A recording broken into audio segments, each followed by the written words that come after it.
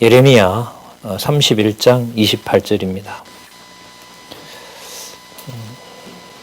10권에는 없을 수 있습니다. 그러니까 없으니까요. 들으셔도 되고 성경 보셔도 되고요. 예레미야 31장 28절을 제가 읽겠습니다.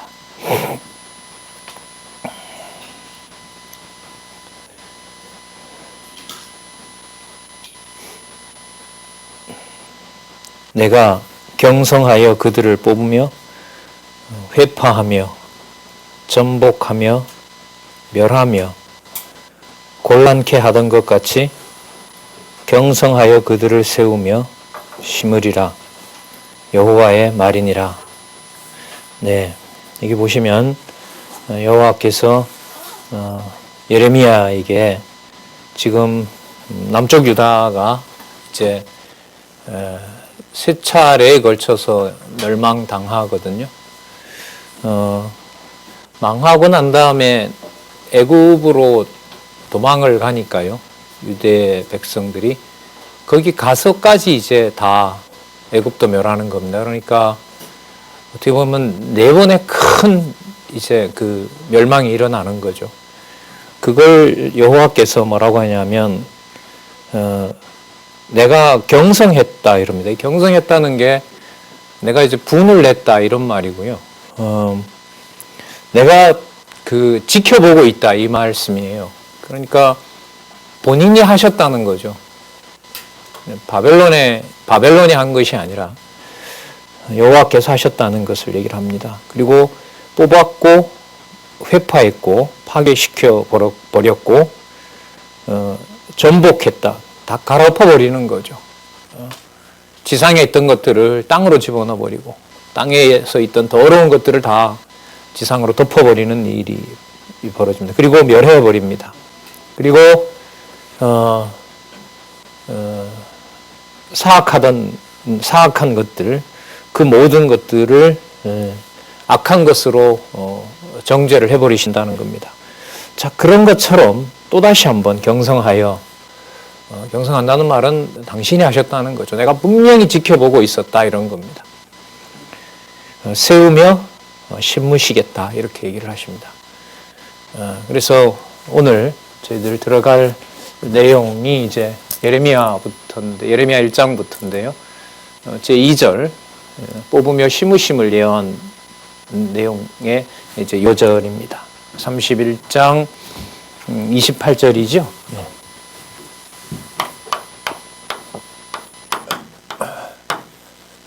이 요절은 바로 이 주제와 직접 연관이 됩니다. 자, 크게 이제 뽑으심과 심으심 이렇게 나와 있는데요. 뽑으심에 대한 내용도 이제 세 단계로 진행되는데 일단은 먼저 1장에서부터 10장까지 책망하십니다. 그리고 책망의 결과는 반드시 멸망한다. 여기와 연관이 됩니다. 지난 시간까지 있었던 이사야서와 연관을 시키면은요. 이사야서가 때리며 싸매심이었고 이제 세 가지 3대 언약, 자손 땅 통치 언약에서 자손의 범위, 또 자손의 어떤 그 구분 남겨놓는 자, 그걸 이제 열방까지, 이방까지 다 확대한 거 우리들이 확인했습니다. 그 다음에 땅도 저기 동쪽 끝, 서쪽 끝까지 다 확대가 된다고 얘기를 했고요. 그 다음에 통치자는 고레스를 통해서 살펴봤지만은 장차 올 그 메시아는 유대인들의 기준에 맞지 않는다라는 거죠. 그 내용을 우리가 때리심과 싸매심에서 살펴봤고, 이사야서 후반부에 올수록 싸매심에 대한 내용에서 보면 분명히 드러났던 게 뭐냐면 때리고 싸매는 것의 간극이 어떻게 된다 그랬죠? 좁혀진다 그랬죠. 그러니까 저건 때리는 거야 라는 말을 못 한다는 거예요, 함부로. 상황이 좋아졌구나, 때리지 않는구나 이렇게 말하면 안 된다는 거예요. 그건 다 우리 정서에 맞도록 해석하는 거예요.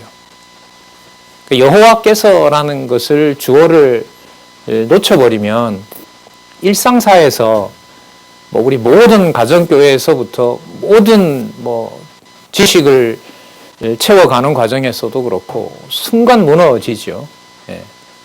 우리 보통 그런 얘기 많이 하잖아요. 인간적으로 이게 이해가 되겠느냐 이런 말을 할 때 사실 이사야를 우리가 살펴봤지만 사실 안 맞는 말이죠. 접수를 하기가 힘든 말이에요. 예를 들면 제가 오래 살아봤는데요. 우리 애들한테 그러죠. 야, 아빠가 좀 살아보니까 좀 부끄럽고 웃기는 얘기가 되는 거예요. 이사야서의 내용을 통해서 보면. 계속 이제 여호와께서 하신다라는 주어가 나오는데, 자, 그게 이렇게 시작이 됐어요. 그 내용을 가지고 어디를 보느냐? 뽑으심에 대한 내용을 보셔야 돼요. 아셨어요? 이 뽑으심 속에는 때리심과 싸매심이 들어와 있는 거예요. 시간으로 보더라도 그 이사야서가 히스기야가 죽을 때까지였어요. 그러니까 그게 한 686년 정도가 되는데, 그로부터 60년이 지나요. 60년이 지나서 예레미야를 부른단 말입니다. 그러면 예레미야를 626년경에 이제 요시야 왕 때 불러요. 그런데 이제 곧 애굽이 들어오고 애굽이 유혹을 하죠. 너 우리하고 잘 지내야 된다. 그래야 아수르에게 북이스라엘이 망한 것처럼 망하지 않는다. 그게 솔깃한 거예요, 남쪽 유다는. 그 무렵에 여호와께서 예레미야를 불러서 열방의 선지자로 불러서 여호와의 이름을 열방에다 알려주세요. 그 사건은 이제 626년경에 하니까요. 그 1차 침략이 일어나기 20년 전. 그러니까 좀 복잡할 수도 있는데요. 예레미야의 이사야의 예언을 마친 후 60여 년 지났고, 남쪽 유다 침략이 시작되기 20년 전, 그때부터 망할 때까지 예레미야가 이제 그 장면을 봐요. 그래서 예레미야는 예언을 받을 때도 속상해서 감당할 수 없어서 눈물로 울고 불고 합니다. 그리고 울면서 기도하니까요, 하나님께서 울지 말라 그래요. 너 아무리 기도해도 내가 예루살렘 멸망시키겠다는 거 안 들어줄 거니까 울지 마라 그래요. 기도하지 말라 그래요. 에스겔에게 가면 더 하죠. 에스겔의 에스겔 선지자의 부인을 죽여놓고 뭐 하지 말라 그래요? 곡하지 말라 그래요. 도저히 접수가 되질 않죠. 그 모든 사건들이 나중에 그리스도가 오셔서 일어날 일에 대해서 그리스도가 감당하도록 할 내용이에요. 그거는 사람이 할 수 없는 거예요. 그래, 어디까지 사람에게 가르쳐줬고 그 다음은 우리가 실천해야 된다는 말은 진짜 무서운 말이에요. 우리가 이만큼 배웠으니까 이제부터 하기 싫어서 빼는 것도 하나님이 알아서 하신다고 전 믿어요. 요리조리 빼고 이 많은 진리를 깨닫겠는데도 내 소욕대로 쓴다. 하나님이 알아서 치신다고 전 믿고 싶어요. 또 그렇게 하신다는 거 우리가 많이 봐왔고, 반대로 이만큼 됐으니까 우리가 여기서 뭔가 여지를 잘 찾아서 우리가 뭔가를 회복할 수 있는 여지를 찾아내보자. 이것도 못하게 해요. 이사야서만 달랑 보여줬다면 가능할지 모르지만 예레미야에 가면 그런 여지는 더 없어져요. 그게 바로 예레미야가 애가로 끝나는 현상적인 이유예요. 이제 이 애가는 나중에 뽑으심이 아니라 어디에 들어가요? 심으심에 들어간다는데 성경신학이 주는 충격이 있어요. 이 애가거든요, 분명히. 슬픈 노래예요. 그런데 이 구조를 보면 나중에 심으심에 들어가요. 그건 나중에 또 설명을 드리도록 할게요. 그래서 20여 년 전에 1차 침략 20여 년 전에 불러서 20년 동안 망해가는 기간을 예레미야에게 보여주면서 기록하도록 한 내용이 바로 예레미야서라고 보시면 돼요. 뭐가 들어와 있다고요? 뽑으심에? 때리고 싸매심에 대한 또 세 가지 3대 언약에 대한 실체적 언약이 이미 어디까지? 우리 신약의 내용을 좀 참조하면 저기 이미 요한계시록까지 가 있는 내용을 가지고 뭘 보는 거예요? 뽑으심을 보는 거예요. 한순간도 잊어버리시면 안 되는 부분이라고 생각을 해요. 그래서 우리는 강론집을 가지고 공부하고 또 성경을 읽어 나갈 때 앞부분을 자꾸 보는 거예요. 왜? 이 본문의 말씀이 어디에 약속이 되어 있더라? 이렇게 자꾸 확인을 하면서 붙여나가는 거예요. 그러니까 본문을 읽다 보면 앞부분으로 읽었던 부분으로 돌아가지 않을 수가 없고 그 다음 내용이 기대가 안 될 수가 없는 거예요. 이런 면에서 성경신학에서 성경도 읽게 하시는 거예요. 여호와께서. 예. 그걸 이제 여러분들과 제가 이제 안내해드리는 역할을 하는 거죠. 가정교회나 또 함께 진리의 말씀 듣고자 하는 분에게. 예. 자, 그러면 1장에서부터 29장까지 뽑으심에 대한 내용 첫 번째, 책망하고 멸망에 대한 예언을 합니다. 자, 그 다음에 먼저 죄악 얘기가 나오겠죠. 죄악에 대한 책망 내용이 나오고, 그래서 반드시 뭐 한다? 멸망할 것에 대해서 예언해 주세요. 죄악에 대한 책망은 자, 선지자를 소명합니다. 선지자 소명은 예레미야가 나서는 게 아니에요. 저 못한다 그래요. 저 어립니다. 소녀 같아요, 아마. 소년 같아요. 제가 이렇게 어린데 무슨 왕 앞에 가서, 선지자들 앞에 가서, 제사장들 앞에 가서 여호와의 이름으로 왔다고 말합니까? 저 못합니다. 하나님 뭐라 그러시냐면, 내 입술에다가 내가 말씀을 넣어줄 테니까 내가 간다. 그리고 너가 원하는 것 전하지 못하게 할 것이기 때문에 그렇고, 그리고 열방에 이 소식을 너희들 알리도록 하기 위해서 널 뽑아냈다. 그래서 나중에 예수님의 성지직 직임 이렇게 했을 때는 예수님은 한마디도 자기 좋은 얘기 하시면 안 되게 되어 있어요. 그리고 사람들이 유대인들이 듣지 않게 하는 것이, 않게 되는 상황이 바로 구약의 선지자들의 불렀던 상황하고 거의 똑같죠. 그렇게 보시면 돼요.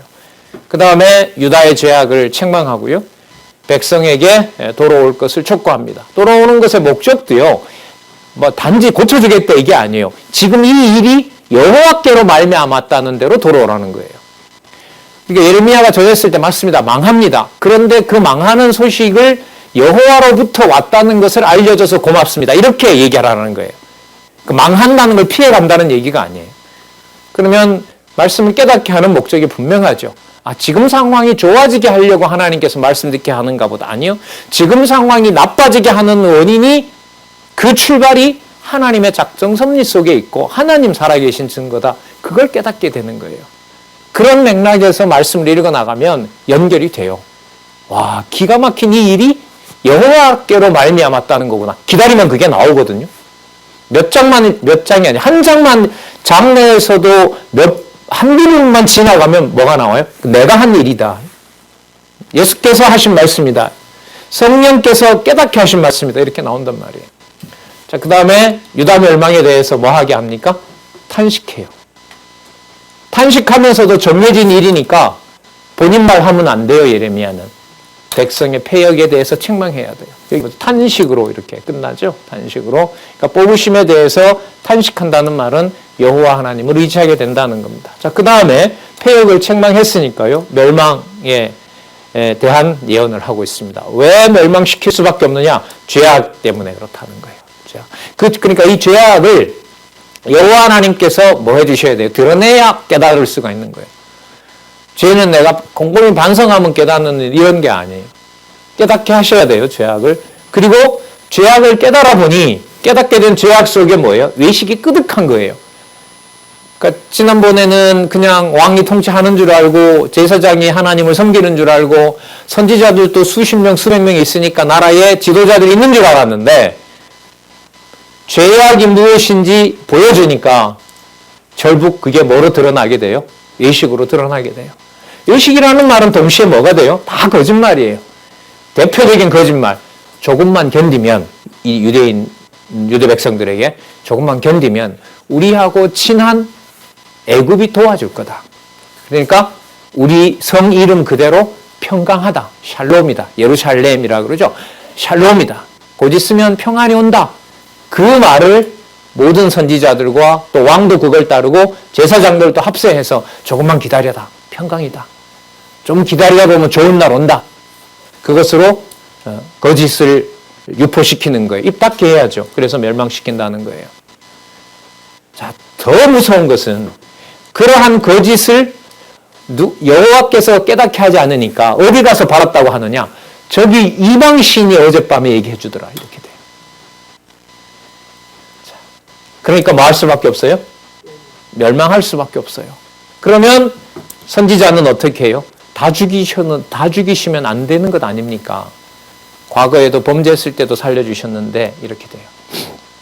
이 과정을 보면요. 죄악이 드러나서 모든 게 외식으로 드러나고 하는 말이 진짜 우리 좋은 말 같지만 거짓이고 그것도 여호와 이름을 부르지만 우상에게 매달리고 있고 그래서 멸망할 수밖에 없다. 그래서 이 과정을 이렇게 보면은요. 약간 좀 곁길로 가는 건데 상황을 어렵게 한다고 해서요. 자동으로 절로 회개하는 거 아니에요. 세상 여러분 잘 많이 겪어보셨잖아요. 우리 어른들 많이 계신데 세상 고생하면서 산 사람들이 다 남한테 친절해요? 아니요. 더 악할 수 있어요. 그 생존 본능 때문에 아무도 안 믿어요. 안 믿어요. 무서울 정도로. 자식도 부부도 남편도 안 믿어요. 자기 원칙이 엄청 강해요. 저는 이제 가족에서 봤거든요. 어느 누구 말도 안 믿어요. 딱 평생 듣고 이해할 만한 사람은 딱 정해져 있어요. 그래서 하나님께서 멸망의 징조를 눈앞에 코앞에 보여주잖아요. 우리 같으면 하나님 잘못했습니다 라고 얘기를 하잖아요. 그런데 온 선지자 보고 뭐라 그래요? 하나님이 있으면 왜 이런 일이 벌어져야 되느냐 이렇게 물어요. 그러니까 그 소리 하나님이 다 하신다는 말을 하지 말라. 예. 그게 뭐 할 수밖에 없는 이유가 돼요? 멸망당할 수밖에 없는 이유가 돼요. 목적은 어디에 있어요? 우리보다 불의하니까 망하게 하는데 목적이 있는 것이 아니에요. 그게 여호와 계시예요. 올라가는 거예요. 이렇게. 그걸 이제 본문에 들어가서 이제 따라갈 겁니다. 이 많은 내용들을 하나씩 가르쳐 주는 것이 그냥 얘기하고 딱 멸망시키는 것이 아니라 세세하게 어떻게 망하는 것까지 가르쳐 준다는 말은 그 모든 일을 누가 해 가신다? 그렇죠. 여호와께서 해 가신다는 것에 대한 그래서 이게 자비이죠. 왜 깨닫게 하니까. 그게 지혜이고 명철이라고 얘기를 하고 있고요. 물론 여기 하나님의 전능성이 들어와 있습니다. 하나님의 신실성도 함께 하고 있고요. 그래서 제가 뽑으심을 보실 때 앞에 뭐가 있다? 때리고 싸매심이 있다는 것을 꼭 연결시켜서 보자고 한 거예요. 그건 하나님의 주권성입니다. 창세전에 정해놓은 방식대로 섭리하신다는 거예요. 그리고 땅에 속한 일이 아니에요. 영원성입니다. 그리고 자비성입니다. 뭐 해도요? 신부가 몸이 진짜 걸레같이 찢어져도 조건 없이 맺은 사랑의 언약 때문에 변함없이 사랑해야 되는 내용들이 여기 들어있습니다. 따라서 시가서의 5대 속성도 매 사건마다 뭐 해야 된다? 바탕이 되어야 된다. 지금 다 들어와 있는 거예요. 앞부분에 있었던 회복 얘기가 나올 때는 이제 예레미야, 역대기, 역대기 에스라, 느헤미야, 에스더가 들어와 있고요. 5대 속성이 다 들어와 있고요. 또 가까이 있었던 때리시고 싸매심에 대한 이사야서가 들어와 있고요. 그러니까 성경이 좀 어려워요라는 말은요. 그 말은 뭐냐 하면 안 읽는구나 이렇게 들려요. 저는. 요즘 왜 이렇게 흐리멍덩하지? 안 봤으니까 그러죠. 며칠 공부 안 했다는 증거죠. 왜 이렇게 요즘 말씀이 안 보이지? 하나님이 안 듣게 하시나? 아니요. 맞아요. 그 말도. 결국 못 듣게 하셨으니까 그렇게 하신 건데 성경을 안 보고 있다는 거죠. 양식을 먹고 있지 않다는 증거입니다. 봐도 자꾸 까먹어요. 그렇죠. 본 만큼 다 생각나게 하면 여기 있을 이유가 없죠. 이 죄악 세상에다 두고 하나님께서 광야에다 두고 칠 이유가 없는 거죠. 아침에 말씀 듣고 오전에 범죄하고 오후에 속죄제 드리고 해 넘어가면 자고 일어나서 또 말씀 듣고 또 범죄하면 그게 좀 40년 계속 과정 아닙니까? 자, 서원이 좀 길었죠? 자, 배경까지 설명을 드렸고요.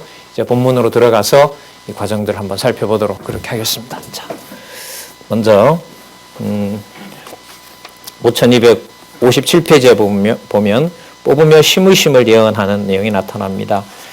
이 근거는 창세전에 바탕을 두었다는 말씀 중간에 있죠. 두 번째 단락에 위에서부터 네 번째 이러한 예언은 여호와 하나님께서 창세전에 작정하신 뜻에 따라 언약하신 말씀에 바탕을 두고 있다고 지금 여기서 밝혀지고 있고요. 창세기 49장 10절 여러분 잘 아시죠? 유다 족속에게 유다 지파에게 약속했던 왕의 통치. 그 다음에 레위기와 신명기에 있었던 약속. 그러니까 예레미야 기준으로 보면 거의 한 850년 전의 약속입니다. 그 내용들이 여기서 이루어집니다. 그러니까 1차 침략의 기준으로 보면 한 870년경이 되고요. 3차 침략, 마지막 침략으로 보면 침략 당하여 멸망할 때로 보면 한 850년 전. 그 전에 약속을 여호와께서 이루시는 겁니다. 자, 한 장 넘기시면 5259 뽑으심에 대한 예언이 나타납니다.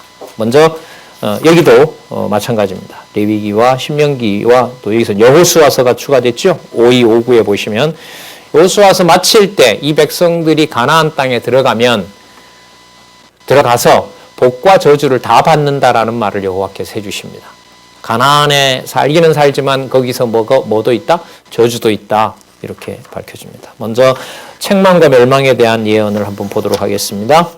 크게 두 부분으로 되어 있죠. 여기 죄악에 대한 책망, 그 다음에 멸망에 대한. 그러니까 죄라고 여호와께서 규정하시고 드러내 주시는 겁니다.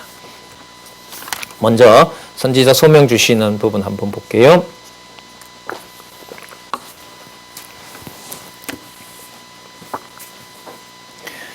1장 1절에서부터 3절까지 신분과 예언의 말씀이 임한 시기와 상황에 대해서 진술합니다. 1장 1절 볼게요. 먼저 베냐민 땅 아나돗의 제사장 중 hil기야의 아들 예레미야의 말이라. 이 유다는 온 천지가 다 지금 범죄하고 있고요. 또 이사야에게 예언했던 대로 이미 하나님께서 버린 카드잖아요. 계속 범죄하고 있고 그 옆에서 이제 유다 눈치를 보고 살아가는 땅이 바로 베냐민 땅이죠. 그 다윗의 친구였던 요나단의 후예들, 그 절뚝발이 무비보셋의 후예들이 살고 있는 땅이죠. 하지만 유다와 함께 항상 함께 하는 지파임을 작은 규모로 축소가 된 바로 그런 베냐민 땅에 예레미야라는 선지자를 부릅니다. 2절에 보시면 아몬의 아들 유다왕 요시야의 다스린 지 13년에 이게 여기 보면 627년이라고 합니다. 그러면 627년이니까 605년에 이제 침략을 당하니까요. 한 22년 전에 부르는 거예요.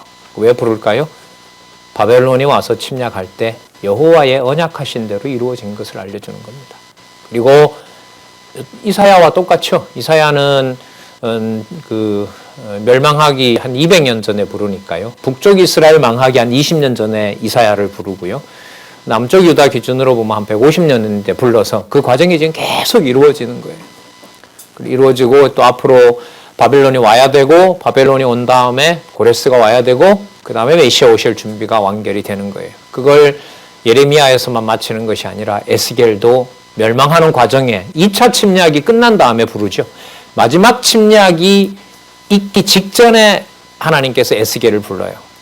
그 다니엘은요, 붙잡혀 가서 돌아올 날을 기다리며 불러요. 그리고 예레미야는 1차 침략이 있기 전에 불러요. 이사야는 100여 년 이상 전에 이미 불러서 얘기해요. 이게 여러분 뭐냐 하면 여호와의 자비성이에요. 신실성이고. 왜 신실성이죠? 이 일이 내가 작정한 대로 이룬다는 거기 때문에 신실성이고, 내 힘으로 한다는 것을 보여주기 때문에 전능성이고, 이거는 내 방법이다라는 걸 알려주기 때문에 주권성이고, 그리고 여호와를 잊지 않게 하기 때문에 자비성이고, 이 일의 근원은 하늘이기 때문에 영원성이고, 5대 속성이 안 들어갈 수가 없어요. 그럼 그 5대 속성의 받침은 뭘까요? 본문 내용들에 대한 단단한 풍부한 내용들이 우리 머릿속에 기억나게 해주시는 거예요. 자, 여기 보면 흥미로운 일이 있는데요. 유다왕 요시야의 다스린 지 13년에 여호와의 말씀이 예레미야에 임하였고, 자, 일단 요시야 시대 때 부릅니다. 이 요시야의 아들들 때 다 망하거든요. 여호야김, 시드기야 전부 다 요시야의 아들들이에요. 아들 때 사명자가 내리 왕 되면서 이 가문이 망하거든요. 그런데 이 요시야라는 인물이 여러분 어떤 인물이에요? 매우 좋은 일을 한 인물이에요. 우상을 회파하고 종교개혁을 단행한 인물이에요. 그런데 예레미야 1장에 오면 좀 충격을 받습니다. 열왕기와 역대기에 보면 요시야 시대는 요시야가 비록 바로 느고에게 가서 죽지만 죽어야 이제 그 다음 왕들이 와서 멸망시켜 나가니까요. 그런 안타까움을 가지고 있는 왕이 누구냐면 요시야 왕이에요. 예레미야에도 이 요시야에 대해서 슬프게 예언하고 있어요. 요시야가 죽었는데도 사람들이 별 관심을 갖지 않는 거예요. 저렇게 많은 개혁을 했는데도, 우상을 타파했는데. 근데 예레미야에 오면 1장 2절에 나타난 요시야는, 요시야가 있던 시대는 어떤 시대예요? 멸망당해야 될 시기예요. 이거 해석하기가 어려워요. 붙이기가 어렵습니다. 여호와께서라는 점에서 정리가 안 되면 매우 어려워요. 왜? 열왕기 역대기에 가서 요시야가 한 일을 찾아보면 요시야 시대는 개혁되고 여호와를 의지하고 백성들이 하나님께 돌아오던 왕이에요. 근데 여기서는 아니에요. 뽑아야 되겠다는 일에 배경이 되는 왕이 요시야예요. 이런 부분들도 성경에 아주 상세하게 나오기 때문에 선명하게 알고 있어야 이런 부분들도 여호와 계시로 올라가는데 이해하는 데 도움이 되죠. 그러니까 여호와께서라는 것을 붙이지 않으면 선지서가 읽혀질 수가 없고요. 그게 흐리멍텅하게 되면 복음서에 가면 예수께서라는 게 강하게 들어오질 않는 겁니다. 그건 계속해서 성령께서라는 것도 약화되는 거고요. 그래서 사단은 우리에게 이미 알고 있고 언약하고 성취하는 건 누가 모르냐? 다 알잖아. 그런 걸로 계속해서 우리로 하여금 양식을 먹지 못하도록 유혹한다는 거 아닙니까? 자, 참조하시고요. 3절에 요시야의 아들 유다왕 여호야김 시대부터, 여러분 여호야김 때 1차 침략을 당합니다. 요시야의 아들 유다왕 시드기야 때 제11년 말까지 임하니라. 이럴 때 망합니다. 이해 5월에 예루살렘이 사로잡히니라. 그러니까 여호야김, 시드기야 이렇게 이어지죠. 여호야김 같은 경우에는 이제 여호야김의 아들이고요. 시드기야는 요시야의 아들이고 이렇게 됩니다. 이해 5월에 예루살렘이 사로잡히니라. 그러니까 이 모든 내용들을 보여줬고 겪었던 예레미야로 하여금 이 기록을 하게 하신다는 내용입니다. 보고 배우고 듣고 본 바를 예레미야로 하여금 기록한 내용이 바로 지금 보고 있는 예레미야와 예레미야에갑니다. 자, 어느 정도 개관을 할 수 있고요. 그 인물의 특징에 대해서도 우리가 살펴볼 수 있었습니다. 자, 여호와의 말씀이 예레미야에게 임하죠. 5절부터 보면 꼼짝할 수 없이 선지자는 여호와의 작정 섭리대로 할 수밖에 없는 자라는 걸 처음서부터 못을 나에 박아 놓습니다. 5절에 보시면 내가 너를 복중에 짓기 전에 알았다. 알았다는 말은 정해놓았다는 거죠. 내가 태에서 나오기 전에 너를 구별하였고 너를 어디의 선지자로? 열방의 선지자로. 이 열방의 선지자 이사야가 여러분 얘기했던 자손 땅 통치 범위가 유다에게만 해당됐어요? 열방에게도 해당됐어요? 그렇죠. 이미 확대돼 버렸어요. 솔로몬도 알고 있고 모세도 알고 있고 다윗왕도 알고 있어요. 이미 다 시가서에서 노래했던 거예요. 술람미 여인의 신분 자체가 여러분 그 외방 여인이잖아요. 이방에 아주 볼품없는 여인이에요. 그가 신부가 된다는 거 아니겠어요? 이미 이 내용들이 들어와 있어요. 그래서 열방의 선지자라는 말은 이사야서와 연결시킬 수 있는 중요한 개념이다. 3대 언약이 실체적으로 넘어가는 과정에 있는 중요한 개념이다. 6절에 보니까요. 예레미야가 뺍니다. 참 슬프게도요. 하나님, 제가 아이입니다. 나는 아이라 말할 줄 알지 못하나이다. 제가 선지자라고요. 난 저런 아시는 것처럼 저 선지자들처럼 저 그렇게 말 못합니다. 7절 여호와께서 아이를 하지 말라. 내가 너를 누구에게 보내든지 너는 가며 내가 네게 무엇을 명하든지 너는 말할지어다. 아이? 내가 시키는데 네가 왜 아이냐? 재미있는 얘기를 연결시킬까요? 누가복음의 주제가 뭐냐면 사역에 의해서 예수가 그리스도임을 성취합니다. 그래서 누가복음 지금 우리 대학반에서 하고 있죠. 그때 사역의 의미를 시간과 공간을 초월한 영원한 그리스도의 통치와 연관된다 이렇게 말씀을 드렸었죠. 물론 마가복음에 하나님 아들 신부님을 바탕으로 해서요. 그래서 제가 그런 질문을 드렸어요. 동방박사들이 와서 예수님께 예물을 드리던 장면이 나오잖아요. 그 사역과 관련해서 이렇게 질문을 드렸었죠. 1번 동방박사 3사람이 예물을 드렸다. 2번 예수께서 동방박사 3사람으로 하여금 예물을 드리게 하였다. 왕으로. 어떤 게 맞아요? 2번인 거예요. 그 사건 역시도 선지서를 보면 답이 나와요. 선지자들이 요나 선지자들 잘 알잖아요. 가서 자기 일 하라고 부른 게 아니에요. 다 하기 싫어해요. 못해요. 그 말은 인간이 못한다는 거예요. 여호와께서 여호와의 전하고자 하는 말씀을 그 입에다 담아줘요. 그게 성령께서 오셔서 어떻게 확대돼요? 모든 성도에게 다 확대가 돼버려요. 만나를 공급하는 원이 어느 특정한 한 곳이 아니에요. 뭐 로마 교황청도 아니고요. 교회 강단도 아니에요. 성령 시대에는, 성령이 주관하시는 시대에는 지금 여러분 보시잖아요. 볼 수도 없고 만날 수도 없고 이야기할 수도 없는데 땅끝까지 복음이 전해지는 사실을 여러분들 보고 계시지 않습니까? 북한 선교 보고를 지난달 걸 제가 어떤 잡지를 통해서 받았는데요. 뭐 거짓 보고는 아니라고 봐요. 성경을 읽을 수 없으니까요. 북한에도 보면 70대, 60대들 성도들이 있대요. 그분들이 성경이 없으니까 가지고 있던 걸 며칠 동안 혹은 몇 달 동안만 보고 넘겨야 되는 거예요. 아니면 낱장으로 찢어서 넘겨야 되고. 그걸 70대 분들은 해방 당대부터 교회학교 학생이었을 거 아니에요. 들었던 책이 다 없어지고 물에 타버리고 하니까. 외우는 거예요. 근데 그 어떤 편지 하나가 왔는데 성경 없어도 괜찮은 면이 있지만 다는 외우지 못해서 안타까우니까 보낼 수 있으면 좀 보내주세요. 라는 답이 왔어요. 복음서 다 외우고 있고요. 시편 150편을 다 외우고 있고요. 로마서 다 외우고 있었습니다. 70대 할머니가. 가정교회 지도자죠.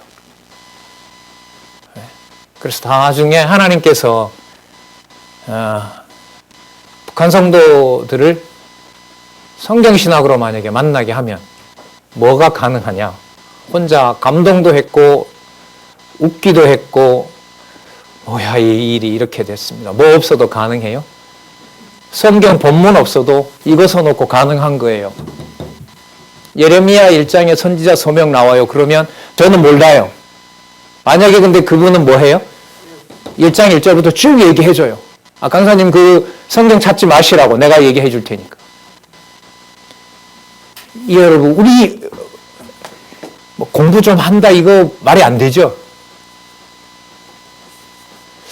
도대체 이 상황을 어떻게 이해를 해야 되나? 매 시간마다 나는 봐야 된다 그러고 본문 보세요 이 소리를 여기서 해야 되나 꼭.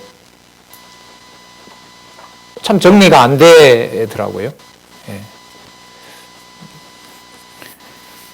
대륙에 가서도 느꼈습니다.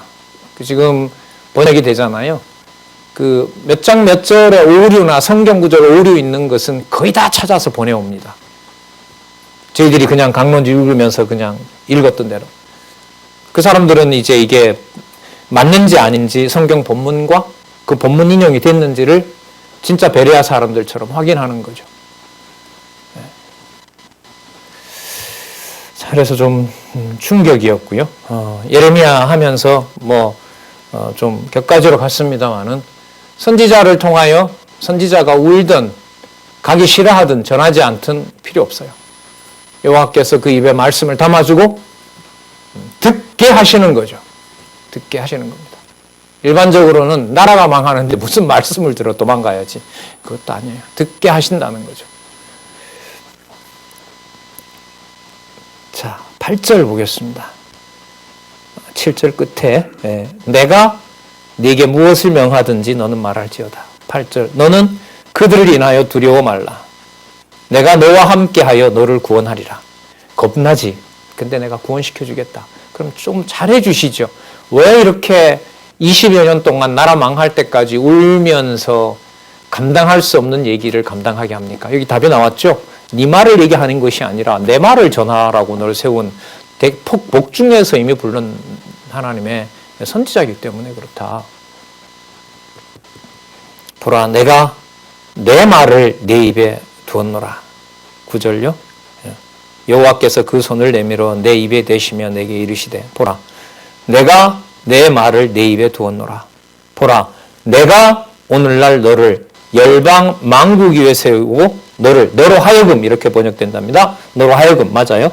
너로 하여금 그 열방을 뽑으며 파괴하며 파멸하며 넘어뜨리며 건설하게 하며 심게 하였느니라. 이미 완료형으로 쓰고 있죠.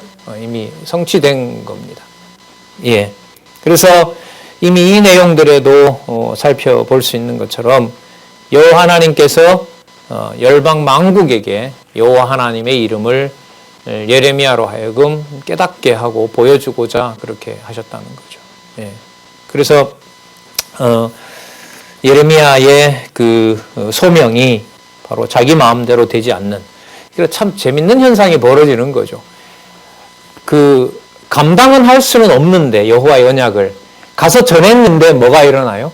여호와 하나님의 능력이 드러나는 거예요. 그러니까 듣기도 부담되고 전하기도 부담되는 예루살렘 멸망한다는 얘기를 왕과 제사장들과 거짓 선지자들에게 하면 하기 싫잖아요. 그 사람들은 또 뭐 하니까 또 죽이려고 하니까 그 말 듣기 싫다고. 그런데 눈앞에는 점점 뭐가 벌어져요? 예루살렘이 멸망해 가는 게 보이는 거예요. 그럼 누구 뜻대로 되질 않아요? 예레미야 뜻대로 되지 않는 거예요. 이게 여러분 선지자 소명에 담겨 있는 하나님의 계시적 의미인 거예요. 그러니까 불렀다. 그리고 우리가 저는 사명감을 가지고 이런 일을 합니다라는 말도 함부로 쓰기가 어려워요. 그 사명감은 선지서를 볼 때 다 드러나는데요. 무섭게 여호와께서 섭리해 가세요. 진리의 바탕이 되질 않으면 사명감이라는 말을 쓸 수조차 없는 것이 바로 기독교에서 말하는 사명이고 소명인 거예요. 그래서 그 낱말을 많이 이렇게 남발하는 건데 성경에 무지해서 쓰는 오류가 참 많죠. 그게 여러분 나중에 서신서에 가면 직분이라든지 그 또 자기가 받은 은사라든지 그것하고 다 연관이 돼요. 실제로요. 선지서를 읽고 그 직분과 관련된 디모데 전후서나 그걸 한번 연결을 시켜보세요. 복음을 위해서 뭔가의 어떤 사역을 하게 된 것이 좋다는 의미보다가는요, 두렵고 떨리는 상황이죠. 특히 한국교회의 어떤 교회 지도자상이 너무 부정적인 상황에서는 진리의 말씀을 전해주는 어떤 저같이 이렇게 직접 전하는 이런 일들을 좀 정신을 차리게 해서 보면은요, 두렵죠. 사실. 무섭고.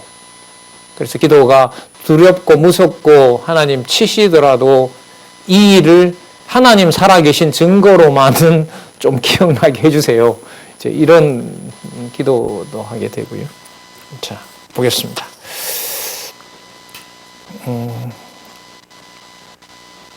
여호와 일을 시키려고 부른 선지자다라는 거요. 4절에서부터 10절에 잘 나와 있습니다.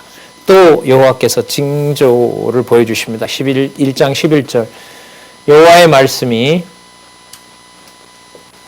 또 내게 임하니라. 예레미야야 너가 뭘 보느냐. 살구나무 보고 있습니다. 그래서 잘 봤다. 이는 12절 끝에요. 내가 내 말을 지켜 그대로 이루려 함이니라. 그 언약을 그대로 성취해 주시는 일에 대한 사인이다. 자, 그 다음에 너 또 뭘 보고 있지 않느냐? 보고 있습니다. 뭘 봤느냐? 끓는 가마가 있습니다. 북쪽에서 이렇게 기울어져 있어서 남쪽으로 뭔가 쏟아지는 겁니다. 맞다. 곧 있으면 이제 15절에 내가 북방 모든 나라의 족속을 불러서 그들이 와서 예루살렘 성문 어귀에 각기 자리를 정하고 그 사면 성벽과 유다 모든 성읍을 치게 된다. 20년 후부터 구체적으로 이루어지는 거죠. 16절 왜 그러냐 하면 무리가 나를 버리고 다른 신들에게 분향하며 자기 손으로 만든 것에 절하였은즉 내가 나의 심판을 베풀어 그들의 모든 죄악을 징계하려고 하기 때문에 그렇다. 아까 제가 요시야 설명했죠.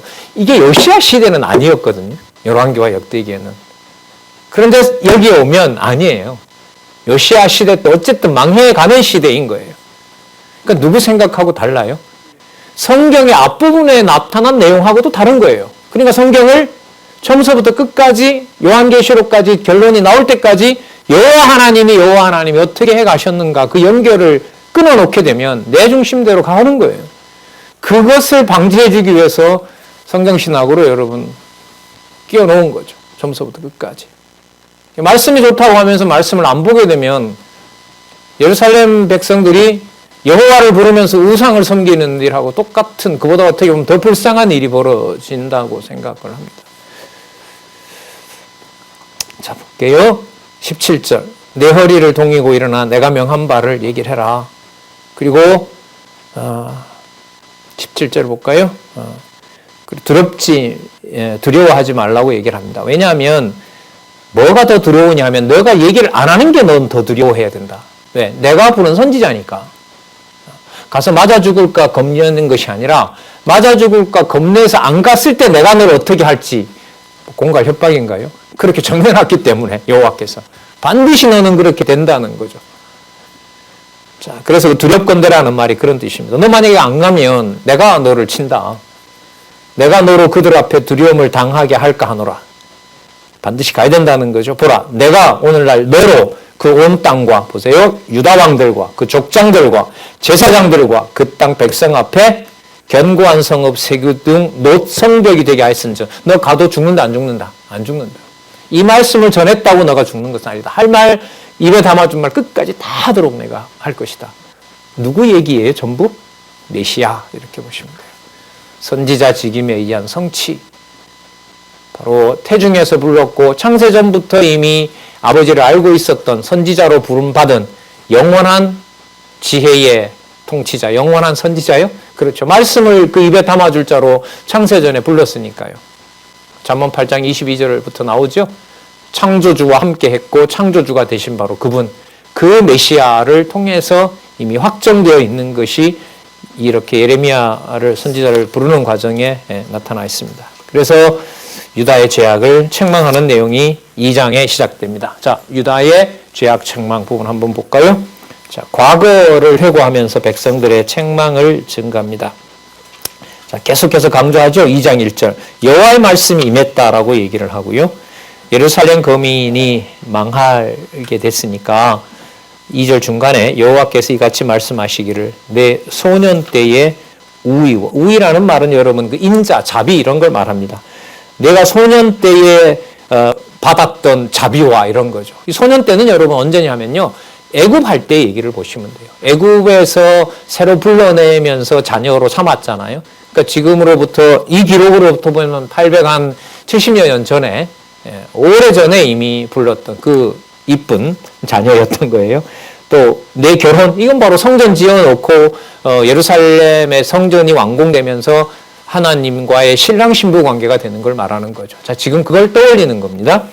광야에서 어떻게 나를 쫓음을 내가 너를 인하여 기억하노라. 3절. 그때에 이스라엘은 나 여호와의 성물 곧 나의 소산 중 처음 열매가 되었다. 이렇게 불러서 내 백성 삼아준 내 자녀로 삼아준 자가 있다 없다? 없다. 없다. 자, 4절. 야곱의 집과 이스라엘 집 모든 가족아 나 여호와의 말을 들으라. 나 여호와가 이같이 말하노라. 너희 열조가 내게서 무슨 불의함을 보았간대 나를 멀리하고 허탄한 것을 따라 헛되이 행하였느냐. 자, 요시야 때부터 망하는 것이라고 하나님께서 불러요. 제 기준으로는 요시야를 빼고 여호와 하스부터 불렀으면 좋은데 아니요.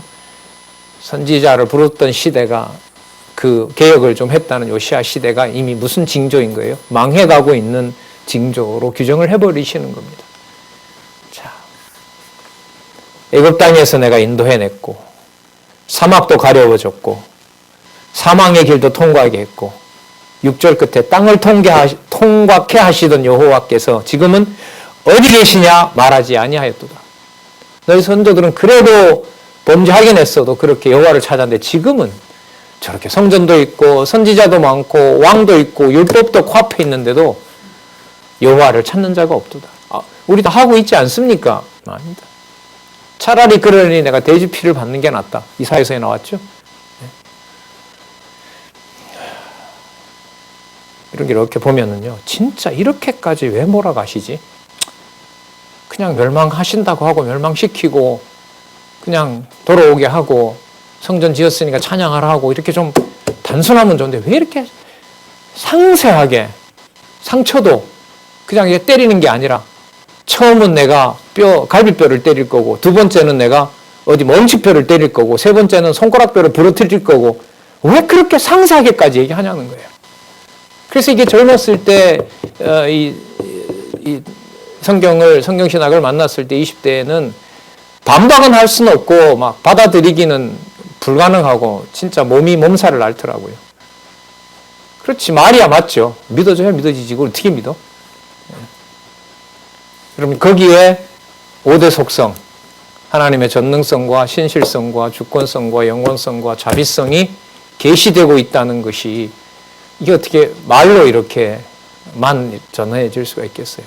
그럼 그 과정은 결국 뭐냐 하면 아픈 상처를 건들 때마다 누가 기억나게 해주셔야 된다는 거예요. 누가 그렇게 해주시겠다는 거죠. 그게 약속인 거예요. 그냥 그 약속은 내가 급할 때 주머니 동전 꺼내듯이 꺼내서 쓸 수 있는 건 아니에요.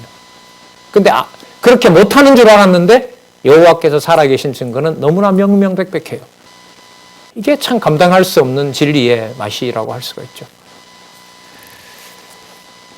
7절 볼까요? 내가 너희를 인도하여 기름진 땅에 들여 그 과실과 그 아름다운 것을 먹게 하였거늘 너희가 이리로 와서는 내 땅을 더럽히고 내 기업을 가증히 만들었으며 다 부패하는 거예요. 제사장들은 여호와께서 어디 계시냐 묻지도 아니하며 하지 아니하며란 말은 묻지도 않아요. 어려움이 있을 때 제사장부터 여호와 찾아야 되잖아요. 그렇게 안 해요. 우상에게 달려가는 거예요. 너무나 풍성하니까 솔로몬이 모아놓은 거 쓰기에 바쁜 거예요. 성전세 꼬박꼬박 받으니까 얼마나 많은 부가 제사장들에게 가겠습니까, 여러분? 매일 아침 드릴 때 남는 거 제사장 먹죠. 안식일 끝났을 때 제사장 가져가죠.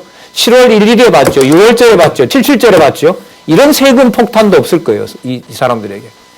그래서 나중에 아시겠지만 과정에 보면 솔로몬이 여기에다가 더 세금을 더 받아가잖아요. 성전 지으려고. 아니, 왕궁 지으려고.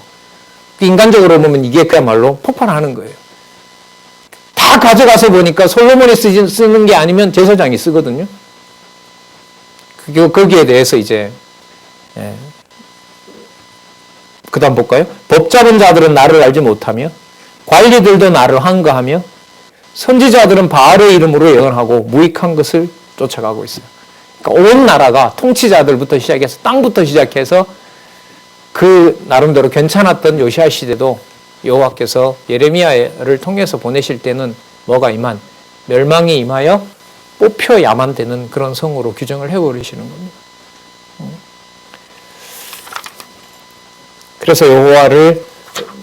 그래서 계시의 목적이 여호와의 어떤 살아계심을 드러내는 거라 그랬잖아요. 그래서 여호와를 의지하도록 하기 위해서 내가 열방의 선지자로 그 예레미야를 불렀다고 얘기합니다. 9절에 보면 그러므로 내가 너희와 다투고 너희 후손과도 다투리라.